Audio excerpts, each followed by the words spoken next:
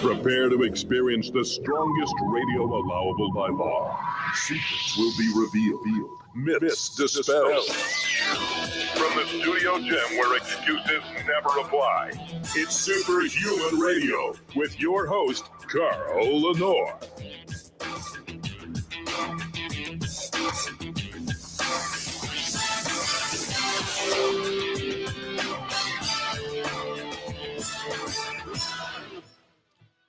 Welcome back to another episode of Superhuman Radio. I'm trying to get my huge head in the center of this camera, but it's a near impossibility. Hope you guys had a nice weekend. It's back to the grind, discussing science that makes a difference. And today's show is going to be really good, I promise you. The first time I heard anything about nasal washes during this past pandemic was two physicians who I met recently, and all I did was post a video of our brief conversation, and I was banned from Facebook for 30 days. So I'm not going to mention their names because in this day and age, to get real information out there, you have to be cautious about how you couch it. But today we're going to talk about the role of nasal washes in the possible management and even the control of any virus that comes in through your airways. Before we do that, I have to thank our title sponsor, and that is none other than Legendary Foods. We're going to have a brand new plaque up for them because I tried, if you haven't seen some of the videos on Instagram, the new sweet rolls, and they are ridiculously delicious. I don't know how Ron Penna and his team do it, but they have the ability to take snacks that are good for you and make them taste like they're bad for you. Of course, we all love the tasty pastry, the healthy iteration of the Pop-Tart, less than 1 gram of sugar, 20 grams of high-quality dairy protein, and 4 to 5 net carbs for those of us who are low-carb people. And I said, the one thing that you'll observe about the tasty pastry is your children will love them. Kids don't like healthy snacks. They don't like protein bars, but they will eat every last tasty pastry in the house if you're not careful. Well, I'm going to tell you that there's the same warning for the new sweet rolls. The cinnamon roll tastes like the cinnamon roll at Cinnabon. It's gooey. You put it in the microwave for 10 to 15 seconds. It melts. The icing melts. There's a ton of cinnamon inside of it and other sweetness, and you'll eat it and you'll think, this is ridiculous. This has less than 1 gram of sugar. How can that be? And there's also a berry one that has like a berry jelly in the crevices of the swirl. And then, of course, a chocolate one for everybody who likes chocolate. Go to shrnetwork.biz/legendary and go to the Legendary website and check out the new sweet roll. The same 10% code that works for our audience for the tasty pastry works for the new sweet rolls, which is SHR10. And that also lets them know that you learned about their new product from here. So please use it and save yourself 10%. But check them out. I promise you, you'll probably buy less gas just so you can buy the new sweet rolls. So check them out. Okay, now without further delay, Dr. Amy Baxter, welcome to the show. So good of you to have me. Thanks. That was exciting. Thank you. Thank you. I don't know what it is about the camera today. For some reason, I usually look like I'm further back, but there must be something going on because my head really isn't this big. Well, it is. It is actually. So let's talk about your most recent paper, looking at nasal irrigation and the prevalence of COVID-19. What made you do this?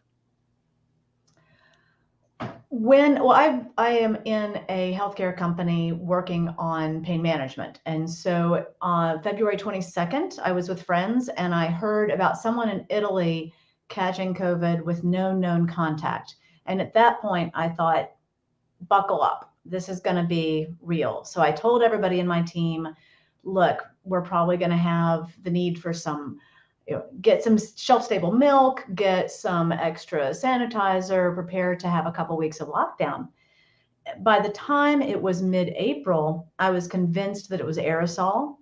And it was so different from most viral illnesses that as a pediatrician who's been soaking in viruses from the beginning of training, I thought it was a really cool puzzle. So I was like, you know what, I'm going to sit down. And on April 26th, I sat down with every piece of data I could find. And that day I was like, all right, this is aerosol. It's entering almost exclusively into the nose and it's hitting the ACE2 receptor, but only when there is a convergent ACE2 receptor with a TMPRSS2 protease available. That means that if we can do something to clear the virus out before it has a chance to get on the ACE2 receptor, and if we can maximize the defenses of the ciliated epithelia where the ACE2 receptors are, we can probably knock this out because it's going so slowly. And the real kicker was that it wasn't affecting children, and children don't have sinuses. You don't develop your sinuses until you're in your 10 years old, 12 years old. That's when you have fully developed sinuses. Wait a minute. I've never heard this before. Only pediatricians know this stuff. So I always thought the sinuses were the passageways. So they're not? They are, but think about how babies breathe. They're snuffling around breathing. They're obligate nose breathers. It's not going in through any sinuses. It's going straight down into the lungs. And your head is so packed when you're born. As you get bigger, the eyes are staying the same size, but your head in particular today, but the head's getting bigger. And so the sinuses are cavitating out. They're filling with air. But when you're born, they're tiny and they're not filled with air. They're just sort of potential space. That is fascinating. I never thought about that. The sinuses really are just like crumpled up at that point. There's no room for them to open, to grow. And as the space becomes available, they just kind of balloon out like balloons. Yeah, exactly. So I think the frontal come first, and you get your sphenoid by age 12.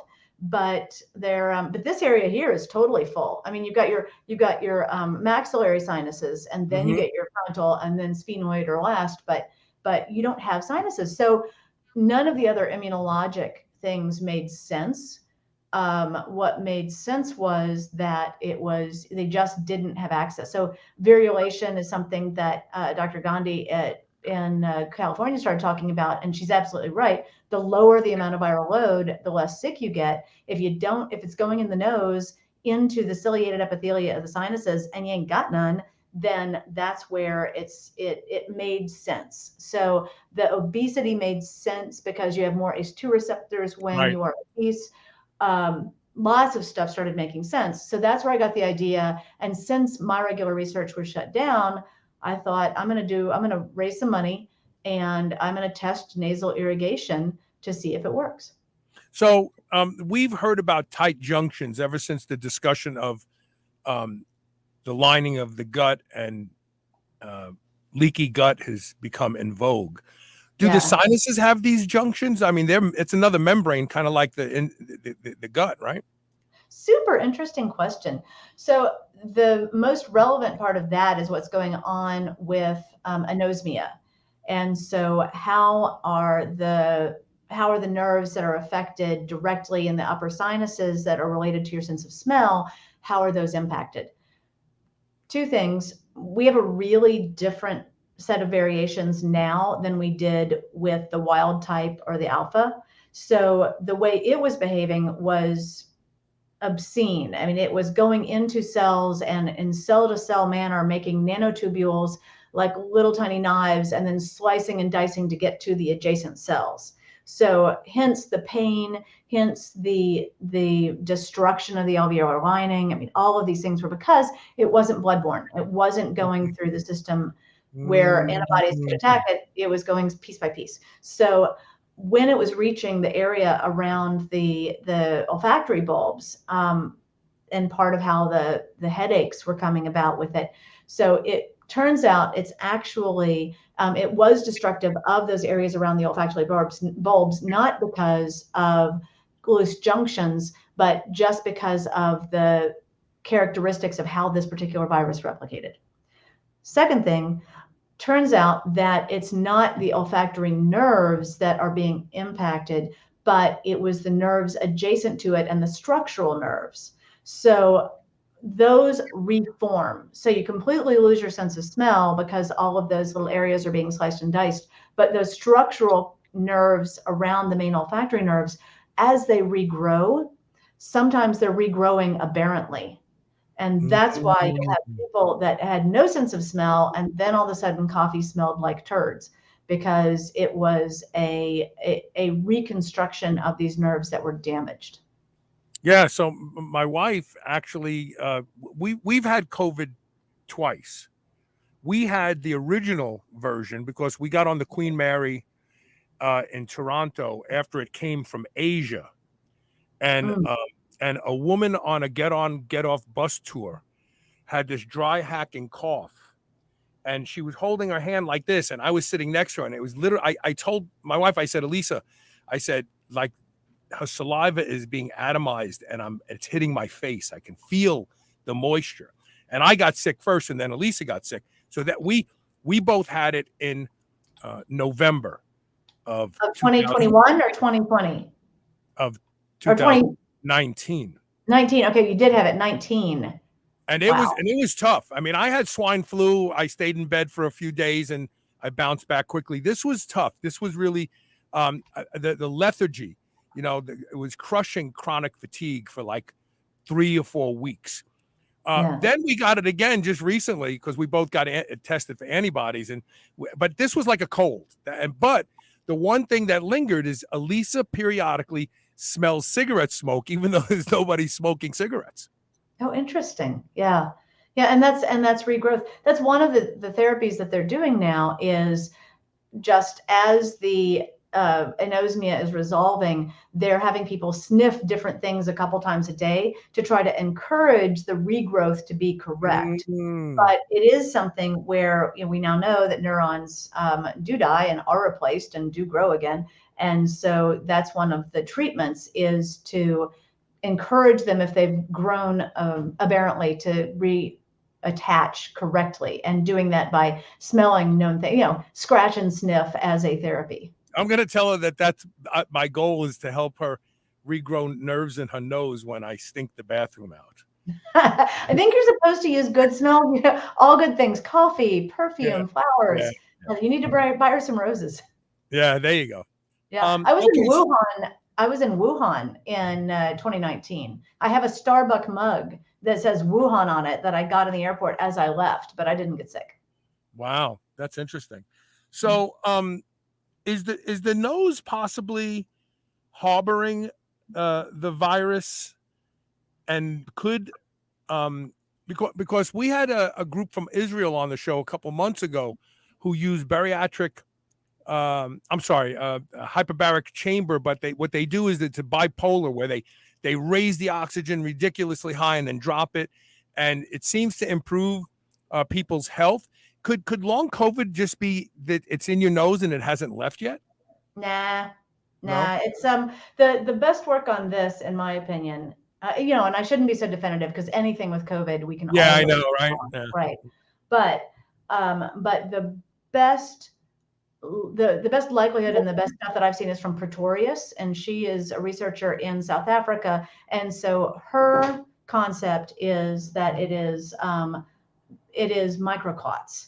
And so microthrombi that continue to circulate that are holding in tiny bits of the virus. And so therefore it's causing a continual immunoresponse. And so there's still this this immunogenicity that is in these tiny little microclots, because that's obviously one of the first and biggest things that was apparent about alpha type SARS-CoV-2 was the Thrombosis. propensity. Yeah. So it was changing the endothelial lining. It was changing the platelet string, which is one of the reasons why colchicine was one of the gout medicine was one of the drugs that I was interested in the repurposing studies, because the platelets in the endothelial lining were activating clotting incorrectly.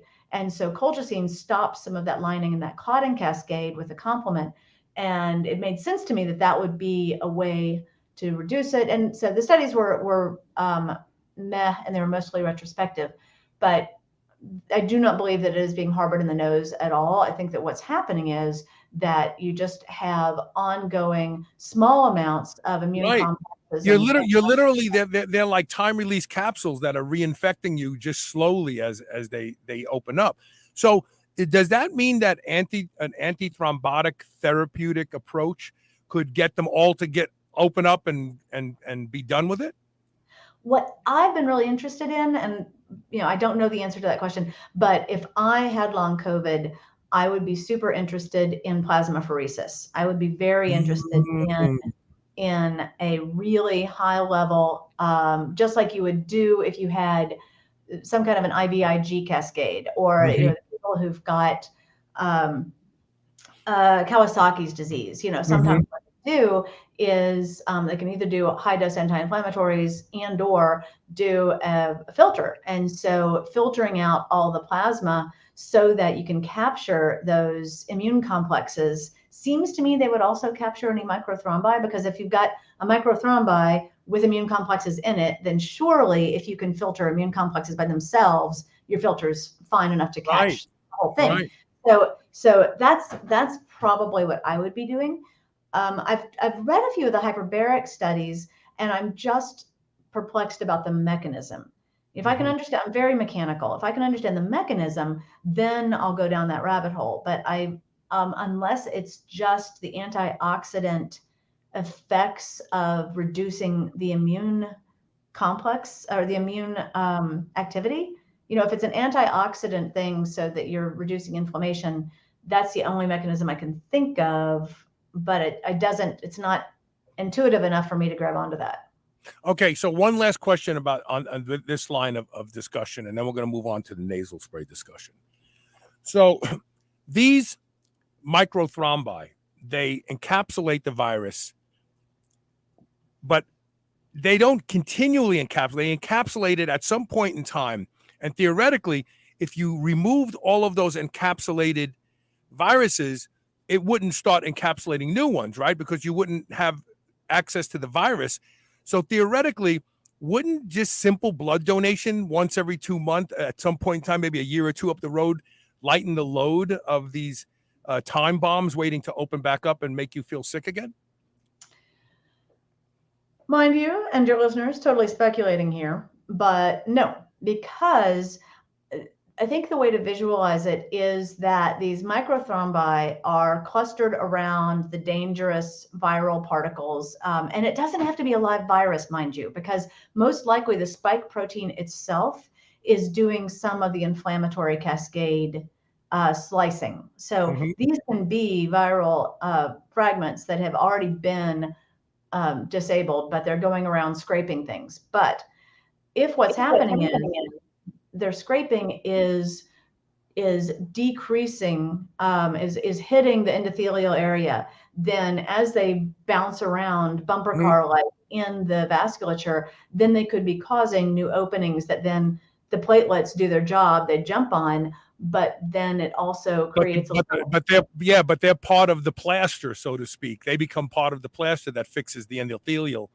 scraping. Right, so you'd be constantly re-injuring. And the whole point of autoimmune disorders is that if you have at baseline, if you're female, if you have obesity, if you have other things that cause you to be pro-inflammatory, then your body's going to be more aggressively doing making anti-inflammatory changes which is going to keep it up. So donating blood, which I totally approve, but I think that donating blood every couple of months is not going to reduce the fact that you've just got these guys floating around that are continuing to cause problems. Okay. And obviously estradiol is an anti-inflammatory because it actually activates the FAF receptor, which suppresses inflammation. So I would imagine that post-menopausal women probably have a harder time than premenopausal women with the inflammatory effects of that virus. Well, I mean, inflammatory effects are the problem. So the logic that way would be the opposite, right? That the older women or postmenopausal women would have still have estrogen going on, so they would have less inflammation, so they would have fewer problems. But I do not know enough at all about the estrogen estradiol cascade to comment intelligently on that. Okay. All right. So now let's move on to this study. So how was this study designed, the nasal spray study? What a lovely question. So the study was designed to compare two different situations that I felt would decrease the likelihood of replication of SARS-CoV-2 in the nose. So I was reading a number of studies that indicated that a lower pH, a more acidic pH, was necessary for SARS-CoV-1 and MERS to jump onto the ACE2 receptor. So I thought, okay, well then let's alkalinize it. There also was an indication that African Americans were catching more SARS-CoV-2 early on, and their nasal pH is a bit lower than the nasal pH of whites and Asians. So I thought, again, this kind of supports the idea that maybe what we need to do is change the pH. So let's do some nasal irrigation, but add sodium bicarb, a little baking soda, to increase the pH of the nose.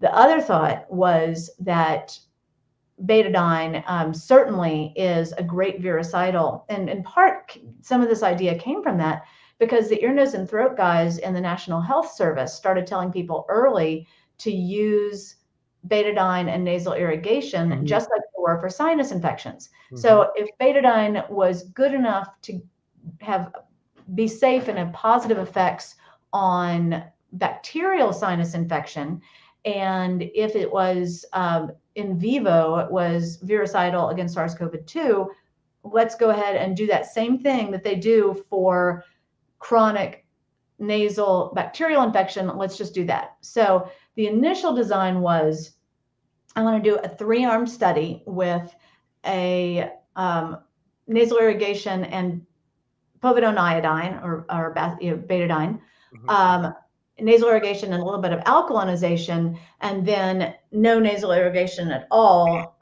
We're just going to give them some extra Sandy wipes or something, some spray, but some sort of a group that was, just some control. And because doing any kind of a prevention trial, the rarer the incidence, the higher the number of people you need enrolled. So I knew that I wasn't going to have time or money to be able to do a prevention trial. So I thought, all right, let's do a mitigation trial. Let's find the sickest people we can with the most to lose, and the people who most need to have something that's cheap and easy to do.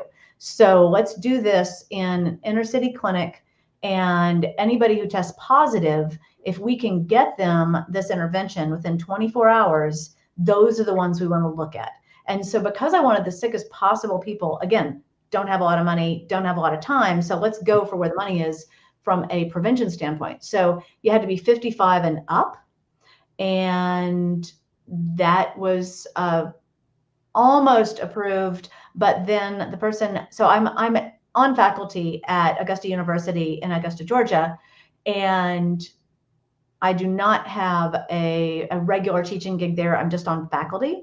And so because of that, I don't have a lot of sway. And so the person who, the emergency doctor who directs it said, this sounds promising. I'll be happy to let you do the study. Let me introduce you to these groups. Well, they were social scientists. They were not medical scientists. So they're like, everyone's so desperate now, no one is going to be a control. They're going to go out and buy themselves some nasal irrigation stuff. So let's use a group of control patients. So we'll just keep track of the patients who test positive at the same time, do a nice matched group, and then we can have those be our control against these two. So the randomized control part will just be these two interventions. So that's how it was designed. Right. I mean, that's a good way to do it, really. Like you said, the controls are going to go out and start using nasal irrigation because they don't want to stay sick. They don't want to be sick. So I think that was pretty smart. I don't think so, though. I really don't. I think, I mean, because as a medical scientist, I want a control group. I really wanted that 3-arm trial very much. But 3 arms, it did increase cost, it did increase everything else. And people don't go out and subvert the system. It's not that common. And the whole concept of doing nasal irrigation is so foreign in this country that I didn't think we'd actually have a problem with that, but I should have argued harder, and I didn't. So I capitulated we'll have 2 arms, both of them getting nasal irrigation, and then we'll look at the people who we can't reach or who say no to the study and use them as matched controls. Right. We're going to take a quick commercial break, and when we come back, we're going to learn what the results were. And I'm fascinated by this because it's so simple. Anyone can do it. It doesn't have to cost a lot of money. As Dr. Baxter points out in the press release, people can make their own saline for irrigation by using table salt, water. Use purified water, please, because a lot of tap water has nasty stuff in it these days, and a little baking soda. So you can do this at home. But yeah, this is going to be fascinating. So let's do this. Let's take a quick commercial break. We'll be right back with Dr. Amy Baxter.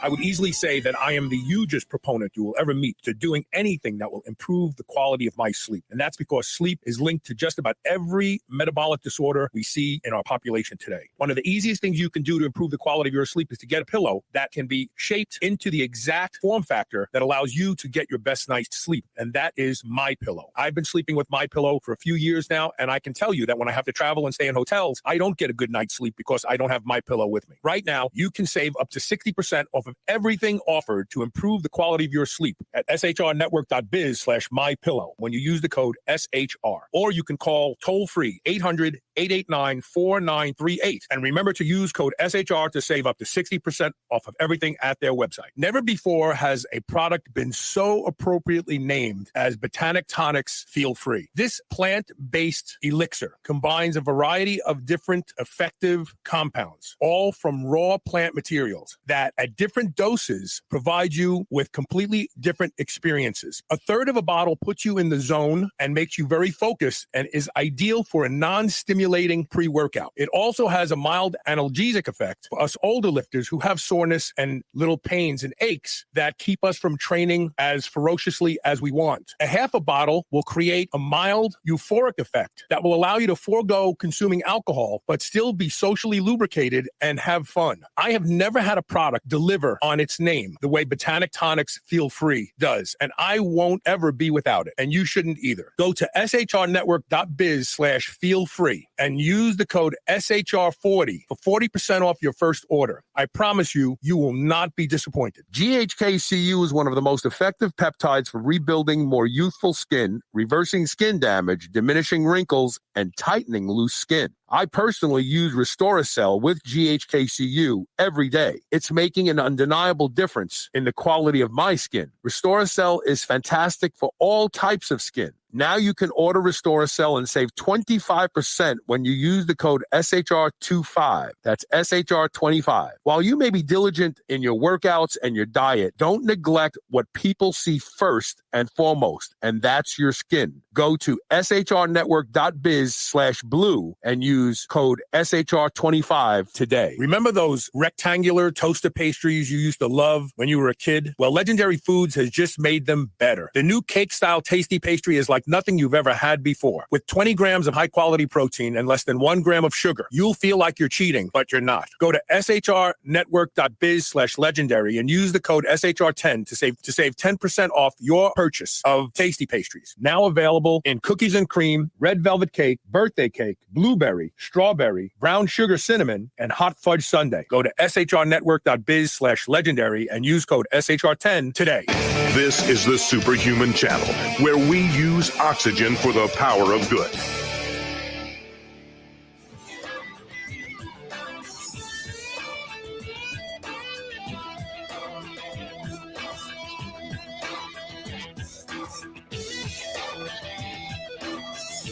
Welcome back. So we're talking with Dr. Amy Baxter, and we're going to unveil the results of her study. So what did you find out? Oh, we found out that using a cup of distilled or boiled water twice a day, irrigated through the sinuses, reduced severity, reduced the duration of symptoms, and reduced hospitalization and reduced death. So in our sample, which we ultimately, for a variety of frustrating reasons, weren't able to use my lovely matched control group, we instead had to use the CDC database. So we had the data set of everybody in that same time period who had been tested positive, and we had hospitalization records for about half of them. So we compared the hospitalization rate in ours, which was 1 of 79 people, and we compared that to the national data set. So for the total number of people in our age range at that time, there was a 19.8% hospitalization. But what I decided to do, to be fair, because it was probably over-reporting, so I compared our hospitalization rate to the hospitalization rates that were known with the denominator of every single case reported. So it ended up those numbers make sense. So in order to underestimate, so certainly some of those that weren't reported were hospitalized.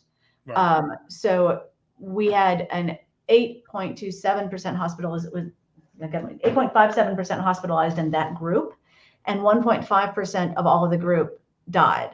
So some of those were ones that didn't have hospitalization reported. One would assume they probably were hospitalized, but they could have passed away at home.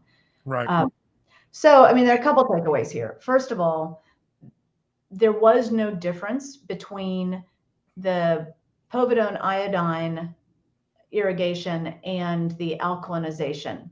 And along the time when I was trying to get this published, there is a study that was done by Gutierrez Garcia in Mexico City, and they did randomize doctors to either irrigation or not, and 1.2% of the people who were doing twice daily irrigation got COVID, compared to 12.7% of those who didn't. So the same kind of corroboration. But in our group, we had 68% that had pre-existing conditions. The BMI was 30.4. So we had an, on average, obese population. Average age was 64. And we were comparing them to the CDC database, where the average age in this group was 63.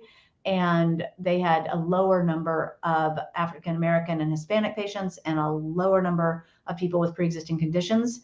And still, 1.27% of ours were hospitalized or died, versus a total of 9.5 of theirs. So those are significant numbers. They are significant numbers. It's not the ideal methodologic approach I would have used, but one thing that happened was in December, we started to have monoclonal antibodies. So we were enrolling everyone within 24 hours of testing positive, but we didn't want to keep someone from getting a monoclonal antibody, and we couldn't screen based on whether they'd had a monoclonal antibody infusion in the ED. So that was one consideration. The other consideration was we knew by that point that we were going to start getting vaccines, and we didn't want to do anything to disincentivize people getting vaccines when they were available. So we decided to break the code in early December to see what had happened, because at that point we didn't know that nobody was hospitalized. So in early December, we break the code. We had about 70 people enrolled, and nobody had been hospitalized. Certainly nobody had died. And that was profound. I mean, compared to what was coming out in other studies in other places, it was in the 20% hospitalization rate. And, for the age of the people in our group, it was about a 2% mortality. So to have no deaths was pretty amazing, and no hospitalizations. So we decided, we had our statistician rerun what the sample size would need to be based on these assumptions. And he did it 2 ways and found that we needed 79 people. So we're like, great, let's keep enrolling to December 21st. Let's see what happens. We enrolled. We then followed them up for 4 weeks to see whether or not they were hospitalized or not. They did 2 weeks of nasal irrigation twice a day. Anyway, and so we ended up getting exactly 79 people and followed them up. And one of those people was hospitalized for COVID.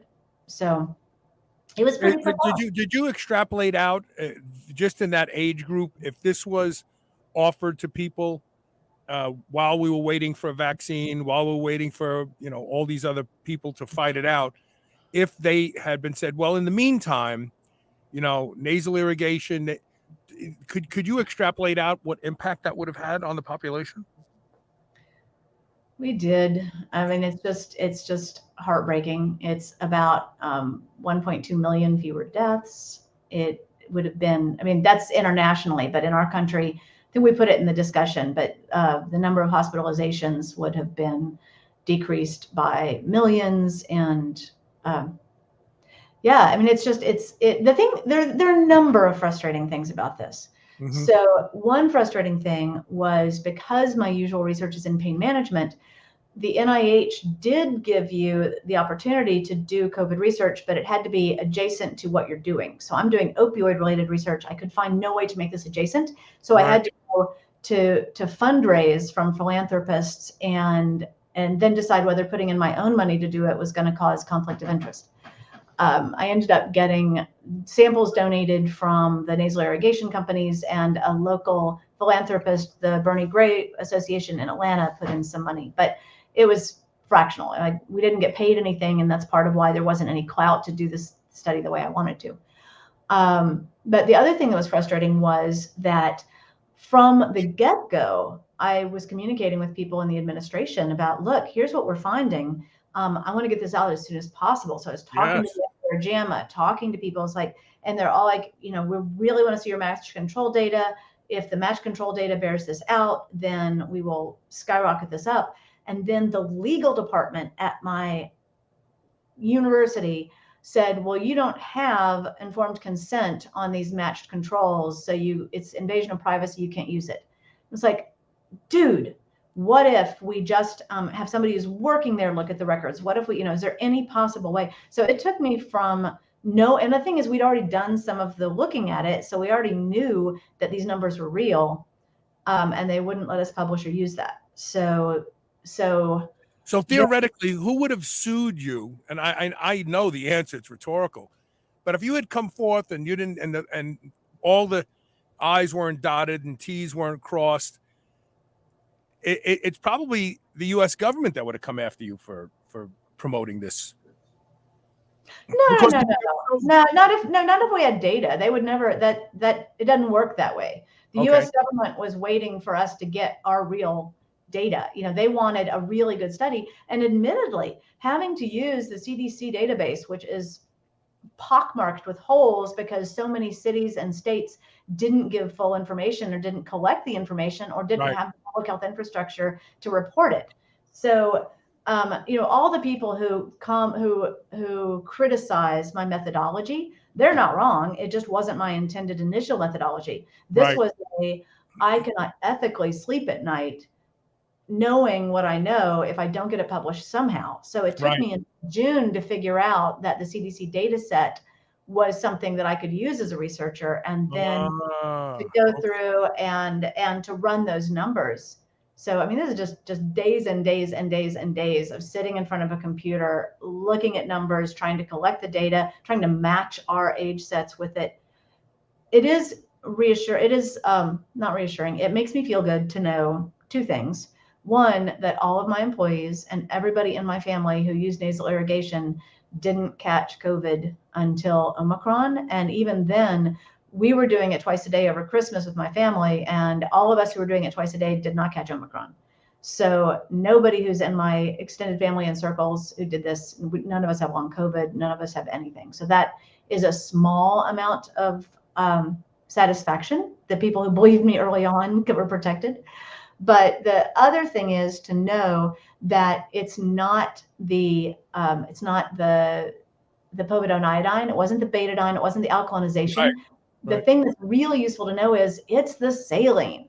And there's 6 different ways that the saline improves the microbiome. So not only were we less afraid of dying during early COVID, we're less afraid of all these new variants now, because all of the things that work with the nasal biome and sodium are going to work for the other additional Omicron variants and mutations that come along. So how does the microbiome interact with this virus? That does it try to protect the body, or is it just it opens up gates that it can come in? Yeah, no, it's not a gate thing. This is not like the gut. Leaky gut's totally a thing. Absolutely inflammatory issues. This is a very, very different system. So the system in the nasal biome is that you have ciliated epithelia. So some of the cells have wiggly cilia, and their job is several-fold. It is to flush out any of the particles that get into your nose. It is to trap anything that gets in and put it into a jellified bit of mucus so that it can go out. And so one of the cool things that I noticed early on when I was doing my day of having things pinned up all over the kitchen was that there were already studies where it was drier, they were having worse episodes of COVID. And so it wasn't, the thing is cold often increases the ability of viruses to stay alive. It's part of why flu season happens in the winter, because the particles can survive longer, and then you touch them and then you put them in your mouth or your nose.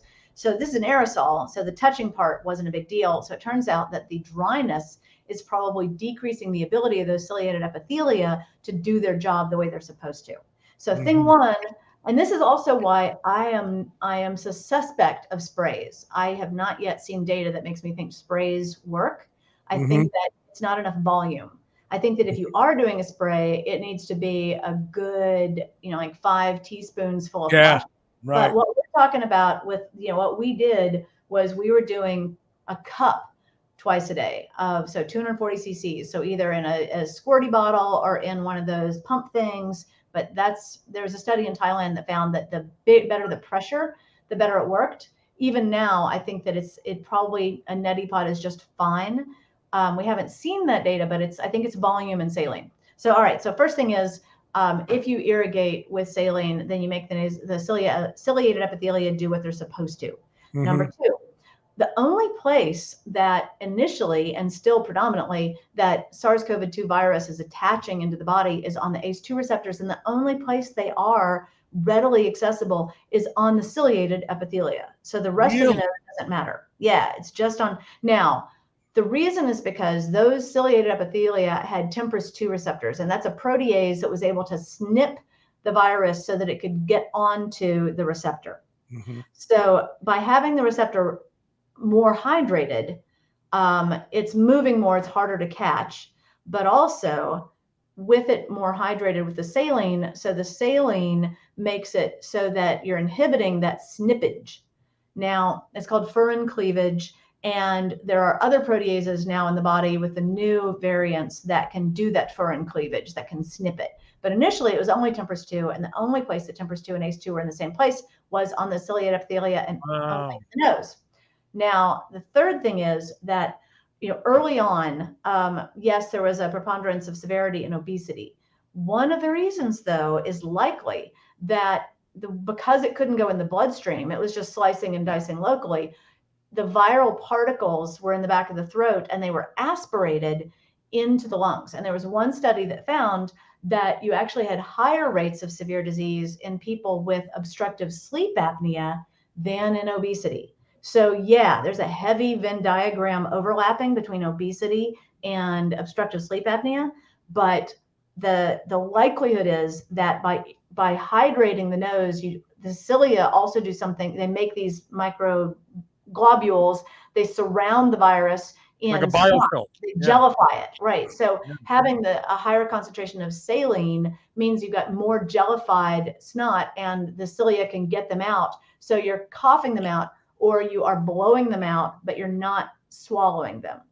Or you're swallowing them is fine, but you're not aspirating them. You're not breathing them in at night. Right. So And it's funny. So people who tend to have obstructive sleep apnea really, really bad also tend to have either frank GERD or silent GERD. yeah. And you said earlier that the more acidic the environment, the better off the virus does, right? Yeah, that's a good call. Because don't forget, they develop, I'm trying to think of the phenomenon in the esophagus. Barrett's esophagus? Barrett's esophagus, because the acidity is always there. So that we have to believe that acidic gases are coming up from the gut and making the entire esophagus and up into the palate, more acidic. And maybe that makes it easier for this virus to do its job. Yeah, I don't know. I don't know. The only way it would make a difference is if having that extra acid also causes you to have a higher intracellular acidic level in the lungs. And I don't know that it does, but it might.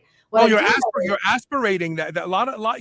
We did a show a couple years ago, and I proposed, it was about non-smokers and lung cancer. Mm-hmm. And I asked the scientists, did you look and see how many of them had GERD, silent GERD, and or obstructive sleep apnea? Because you're inhaling those corrosive gases when you snore, when you talk, especially if you're a mouth breather on top of it. Yeah. And I remember the scientist saying to me, that's fascinating. We didn't look at that. Yeah. No, that sounds logical. That maybe when they were not only aspirating, they were also aspirating in the context of a higher acidity level. Totally could be. So, but I'm going to go back because there's so much good about saline that I'm very excited about saline and boogers. All right. So you get your ciliated epithelia that are better able to wiggle, so it's harder for the virus to catch on. Mm-hmm. They are better able to gellify and get rid of the globules so that you're not sneezing or coughing it out, and you're not aspirating it. You're actually getting rid of the virus. The other thing is that the virus replicates intracellularly. Like I talked about the little tubules going out and slicing around. It's inhibited by saline. So it needs a hypotonic, a low sodium environment to be able to replicate. So if you've got isotonic or hypertonic, if you get the right amount of salt in there, then it inhibits replication when it does get into the cell. Interesting. That's pretty cool.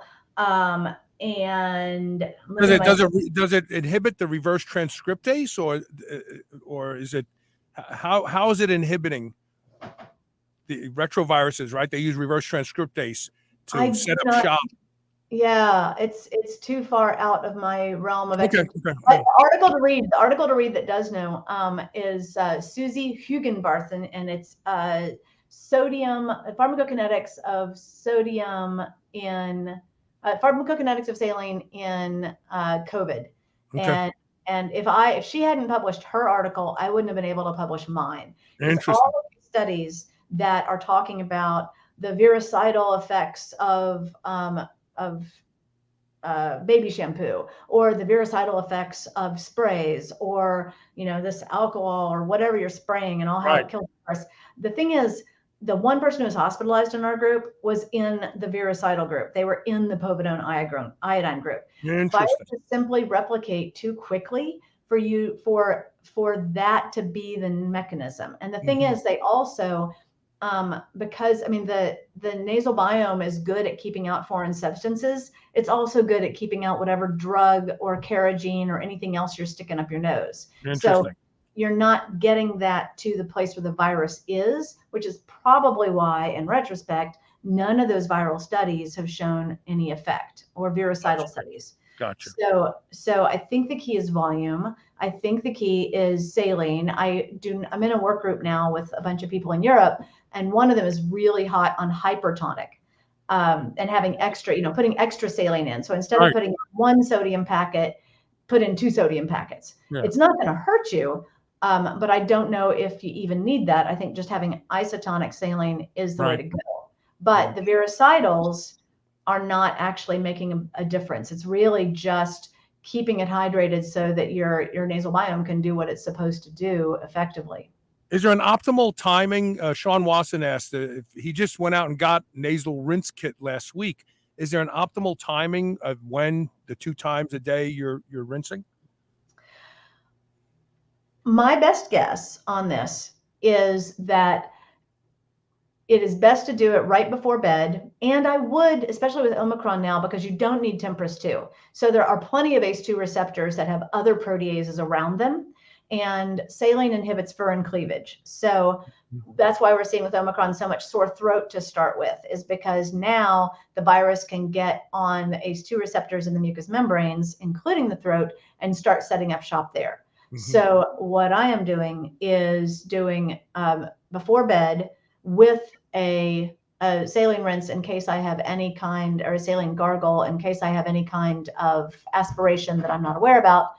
And then if I've been exposed or I've been around people I don't know or I've traveled, then I'm also doing it first thing in the morning, just like regular dental hygiene. Right. If I haven't been around anybody, then some days I'm not doing it at all. I probably will once it becomes cold and flu season, but I guess we're close to that now. But twice a day, first thing in the morning, just toothbrushing time is when I'm doing it. Yeah, and that's what he planned to do it right before bed. He said that's good. Yeah. Okay. We have interesting.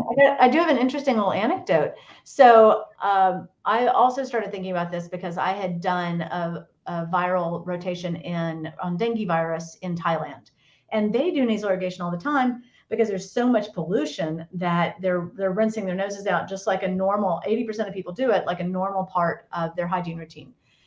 Turns out in the United States, we didn't have toothbrushing as a normal part of our hygiene routine until the 40s. Now, up until the 1918s, we didn't have nylon. And so we didn't have an inexpensive way for people to afford a toothbrush. It had to be some kind of animal hair. But even after we had nylon, it didn't catch on until our boys came back and were doing Pepsodent commercials like this after World War II. They had all been given toothbrushes. So now we know how important dental hygiene is for everything from dementia to heart risks. I suspect that this truth corrodes bias, and I suspect that this nasal irrigation work that others do and that I was fortunate enough to be able to think about early on, I hope that changes our hygiene practices. I bet it will. I bet it will catch on. I want to take our last commercial break, and then we'll wrap up the interview. Stay with us. We'll be right back.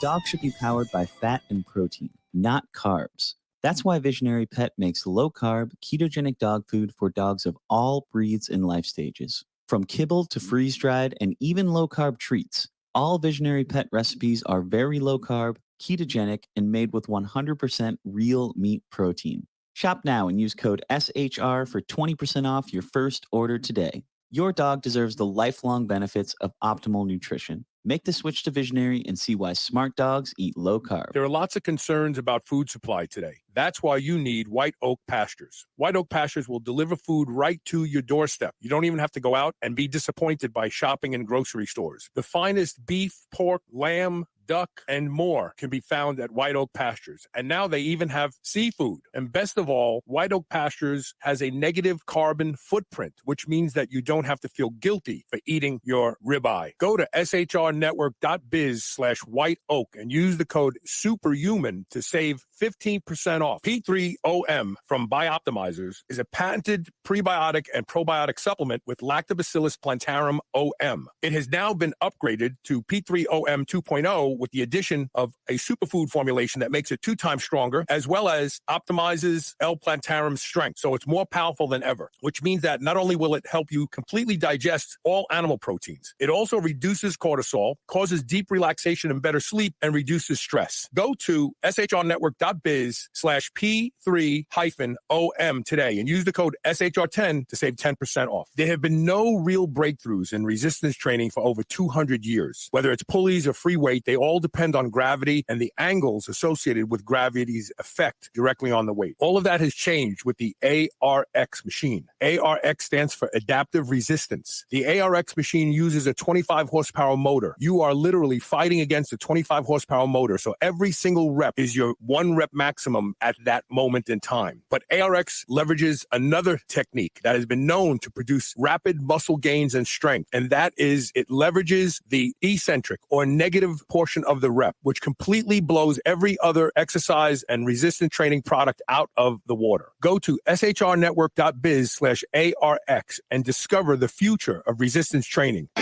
You're listening to the Superhuman Channel. Don't hate us because we feel good.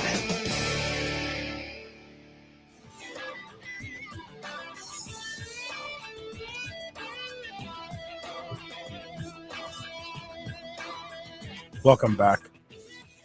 So, Dr. Baxter, I have to assume that there's no negative effects of using saline in the nose at all. And if anything, it's rehydrating the tissue in the nose is probably a really good thing for nasal function in general. Yeah, I mean, this is really all about increasing nasal function to do what it's supposed to do. So the only times that I can think of you could get into trouble there is one case report of having Naegleria fowleri, which is the brain-eating amoeba, the international sign of amoeba. So brain-eating, there's one case study of somebody using a neti pot and getting brain-eating amoeba from their tap water.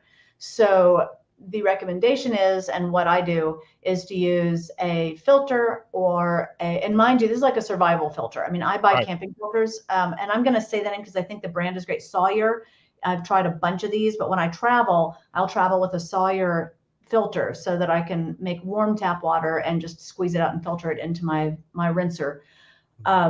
So either distilled or filtered or boiled and then allowed to cool. Those are you could get in trouble if you don't do that. So that's one thing. The other thing is there certainly are people where either they've got an issue with the anatomy within their sinuses, or they've got issues with eustachian tubes and draining. So if this causes ear pain, if you've got chronic ear infections and it causes pain doing it, those are the situations I think of where I would beware.